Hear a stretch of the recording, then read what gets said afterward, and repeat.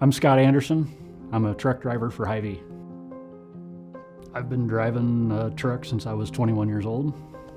I started out hauling livestock, grain, doing the country thing, and started wanting to be home more, so I switched to Hy-Vee, and that's where I've been for the last almost 16 years now.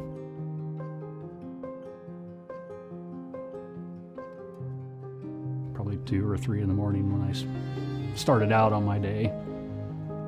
I went and made my deliveries. The day was going great. I wasn't having any issues. I kind of motored right on through and was going home, and I was, oh boy.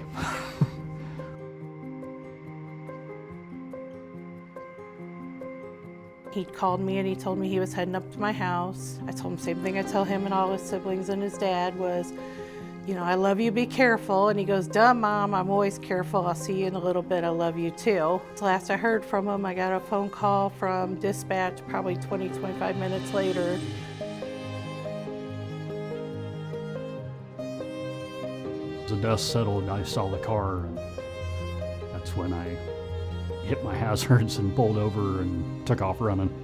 He ran underneath the equipment off the back of the tractor. So he went underneath the equipment from the backside. So yeah, it was, the whole front of the car was gone, the top of the car was gone. I'd never seen anything like that.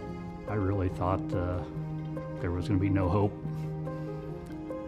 And when we finally got the door open inside to look at him, and yeah, it was not good. Dispatcher told me that he'd been in a wreck and it was really bad and we needed to get out to the scene. And I was like, how bad is it? He goes, Janet, you know, I can't tell you that. And I said, Brian, is he dead? And his voice cracked. He goes, I can't tell you that either. He said, just get in your car and go. I just heard the voice behind me that he was on the phone with 911 and he wanted to know what we needed. And he said, we're gonna need probably the fire department ambulance, and we're definitely gonna need the helicopter.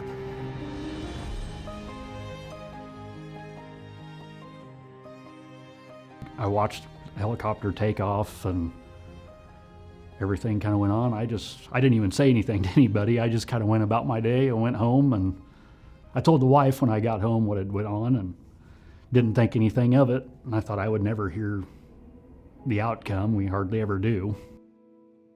I remember waking up at Mercy. I had 4 neck fractures, 3 brain bleeds, a broke jaw, broke hand. Oh, and a broke clavicle, yeah. I've seen people die from less in my years of being in healthcare.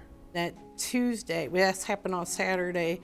Tuesday, his older brother, one of my other sons, had gone to the Newton Fire Department because he used to volunteer up there. And he went up there to thank them for everything they did for Noah. Fire chief and all them looked at him and goes, don't thank us. They said, find the Hy-Vee guy. And he's like, what? He goes, I don't know who he was, but y'all gotta find the Hy-Vee guy.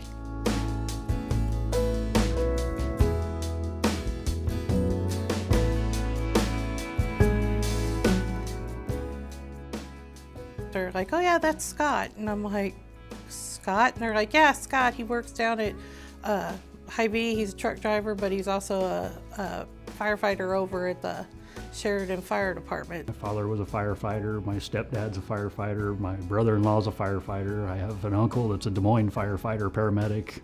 I've been around it since I was little. Looking back, I was just at the right place, the right time. That's all.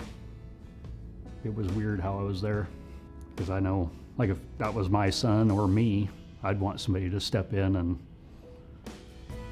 you know, even if they couldn't do anything, step in and just talk, keeping them calm, keeping them reassured that somebody's there for them. Very thankful. Without him, I definitely wouldn't be here today. Him being just a bystander, like, to jump into action like that's pretty amazing. I would not have my son had Scott not been there and did what he did. We owe him everything.